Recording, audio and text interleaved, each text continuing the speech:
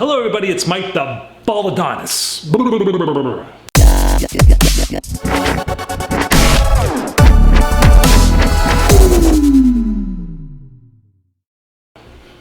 Haha. Hey everybody, it's Mike and welcome to this video. We are going back to 1989 and I'm going to tell you, finally, the story about how I did 5 years and 3 months in prison. If you're new to my channel, welcome. My channel consists of many topics. My cat meowing, for example, right there. Hey, I'm doing a video. So, prison time, I talk about my motorcycle accident, I talk about steroid abuse, I talk about many topics. As I am 48 years old, going on 49 in the next 2 weeks, I do have some life experiences. And let's begin. If you've been watching my videos, thank you. I did a video called about working at Camp Bernadette, a all-girls summer camp in Wolfboro, New Hampshire, back in 1988. And I got some trouble doing that. But anyways, if you haven't seen it, go back to it. It's an old, not old, well, it's probably a few months old, but you know, I've gotten better with my editing. So my editing back then was very bad and I would just do what I had to do and make a video. So, anyways, after leaving the camp, I became a repo man. That alone is an interesting story and I will save that for another time. I did that for a few months, maybe about a half a year or so. And again, that's a very interesting story. We will do a separate video about that. So now, after repoing cars, I was doing nothing. I was 19, going on 20. A friend of mine was, hey, my brother owns a repair shop. He's looking for someone to help work on cars. I'm like, okay, since I went to school to be a mechanic, no problem. Now, this is back in '89, everybody. Cars were not very difficult to work on. Not like in today's world with a lot of computers and stuff like that. The German cars were a little toughy, a little with fuel injection and some of the other stuff. I didn't work on too many of those. I worked on American cars. Easy breezy stuff, for the most part. So anyways, I go meet his brother. He told me to do something, I fixed the car. He was like, okay, when you want to start? I'm like, right now, I started that day. He had a partner that only worked after he got off his real job and worked at the repair shop. So he came in like around 5 o'clock to hang out for another hour or so. So that wasn't working out for my friend's brother, my new partner. I became a partner of this repair shop in an interesting way. I had to pay for it by my paycheck. I worked for zero, for free, every week and went towards the shop. It was $10,000 and I was only making about 350 bucks a week. If that, I don't recall, around 300 bucks, maybe even 400, I'm not sure. That was almost 30 years ago. So I lost my license. I didn't have any cars. I got myself in trouble with, if you've been watching my videos, I used to get in trouble with stealing my mom's car all the time. I would take and buy cars that were dirt cheap, attach plates, leave rubber all over the place, you know, causing havoc and getting pulled over all the time, uninsured, unregistered, attaching plates and all that stuff. So they finally took my license. Anyways, working at this repair shop, I was working towards buying it. I did all the booking, not the booking, I'm sorry, all the banking, anything that had a bill, I did all the bills. I took care of all that stuff. My partner was very good with cars, but he was illiterate. I should be saying that, right? No, he just couldn't read or write that well. And so I took care of all the paperwork. As I'm working there, Melrose, Mass, in the Boston area, is kind of a higher end town. So we would get all types of people coming into the shop. I would get all the rich kids to, anybody that owned a business. We had accounts, the YMCA, that type of stuff. And then we would have drug dealers come in. We'd have all kinds of people coming in. And I recall working on cars outside when it was nice out, and there was a black 1988 Pontiac Firebird Formula. If you don't know what that is, Google it. It's just like a Trans Am, just a step below with the options. So it was a beautiful blonde. Her name was Maria. She had a specialty plate. I'm not going to say the name of the plate. She might still have it after all these years, but it was like Teddy B, like a teddy bear. It was somewhere along that line. It was a unique license plate. So the car was black, and she'd be driving by. You see her long blonde hair. She had a little daughter with her, looked just like her. And at that time, hopefully I'm able to load a picture and to show you what I look like. I had long blonde hair. That was the look back in the day. If you wanted to look like Bon Jovi, Motley Crue, Metallica, you get what I'm saying? So I wanted that look. I had that look. Now I don't. So anyways,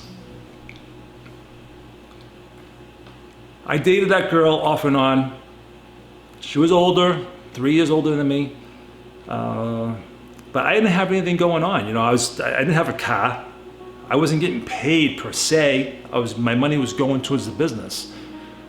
And I after dating her for a little while, I became, would it be obsessive?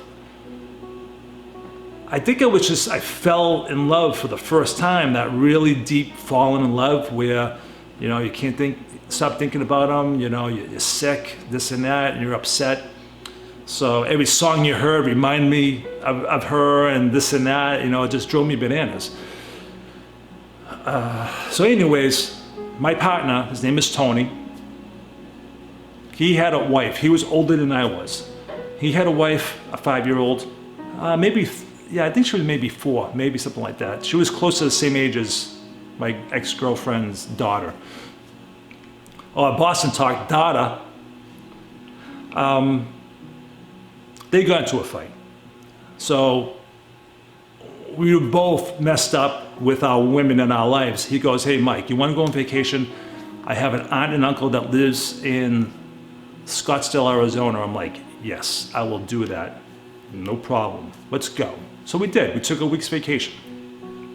Man, South Phoenix, Scottsdale, Arizona, Glendale, Arizona, all that area, gorgeous. I loved it. It's hot. Well, when did we go? So it was wintertime. It was warm. It wasn't crazy hot, but it was dry. Not here like in the northeast where it's always humid. I was digging it. I was like, this is sweet. I really enjoyed my time there. We stayed at his uncle and aunt's house. At that time, they were only in their maybe late 40s, early 50s. They had a successful business hair salon. They had a BMW, they had a Lincoln, So now you're starting to see why I start liking BMWs, because when we landed off that plane, I'd never been in a foreign car before. I should say a German car, expensive car. So the car was a 1986 or 85 BMW 5 Series. And I was like, wow, that is beautiful. I remember getting in the back seat, shutting the door. The moonroof was open. All you saw was the sky. It was that blues, the reds, all that sunset colors of the desert was unbelievable, amazingly beautiful. I'm just sitting there like taking it all in. And this car only has a 6-cylinder automatic. And I'm used to American cars with big V8s.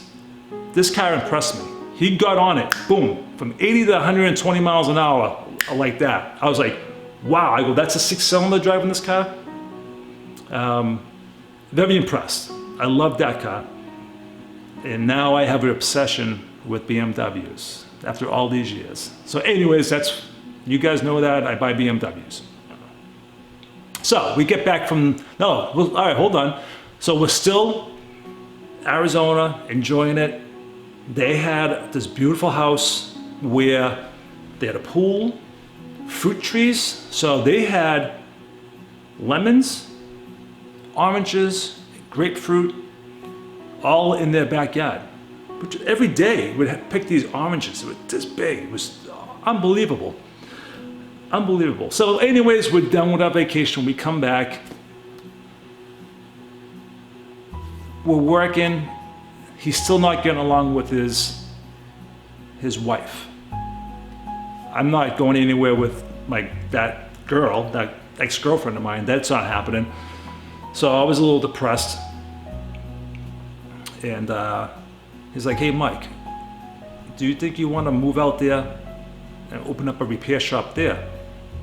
I was like, yeah, I think I would. I think I would. So we ended up packing up the shop, got ourselves a van. Not a van, a truck, actually, a truck. We had one of our cars. And just like that, we ended up moving to Arizona. We drove out there. I had one of my friends, he had one of his friends.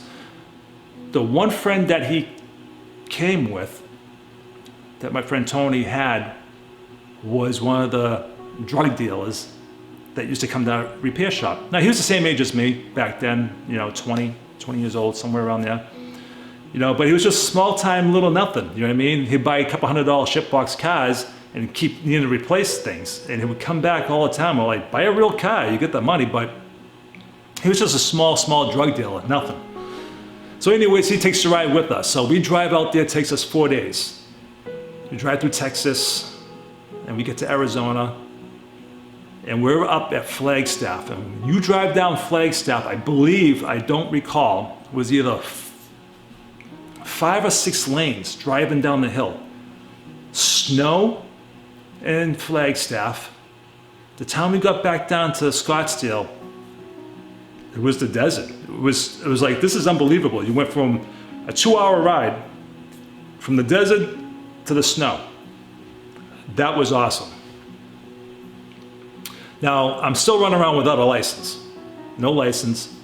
So we get there, we move into a place that looked just like Melrose Place. If you ever seen the TV show Melrose Place, it is a small, 2-floor only, little apartments, jacuzzi, swimming pool, barbecue pits. It's quaint. And back then, our rent was $450. $450 for a 2-bedroom, 2-bathroom condo, 2nd floor, walk down, the pool, the jacuzzi. It was awesome. It was awesome, awesome, awesome. And then he left me 2 days later to go back home. He got in touch with his wife. I miss you, blah, blah, blah. Whatever the case was, he leaves me without nothing. He took the key to the car, left me out there, and his aunt and uncle were nice enough to let me use their vehicles to get around to look for a job. Because I wanted to stay. I wanted to stay there. I mean, I really loved Arizona. It was just beautiful. When they say go down the street to look for a job, it's fucking 30 miles, 15 miles. You're going down the street. It was big. It was overwhelming. It was very interesting. I never seen liquor stores that used to drive, liquor stores that were warehouses that you can drive through, get your liquor, and then drive out. Circle K was there. One of the stores were down there was Target. Target was down there in 1989 before it moved up here to Massachusetts and the New England area. I remember calling my mom saying, Mom, there's a store called Target it looks just like Bradley's. It was pretty interesting.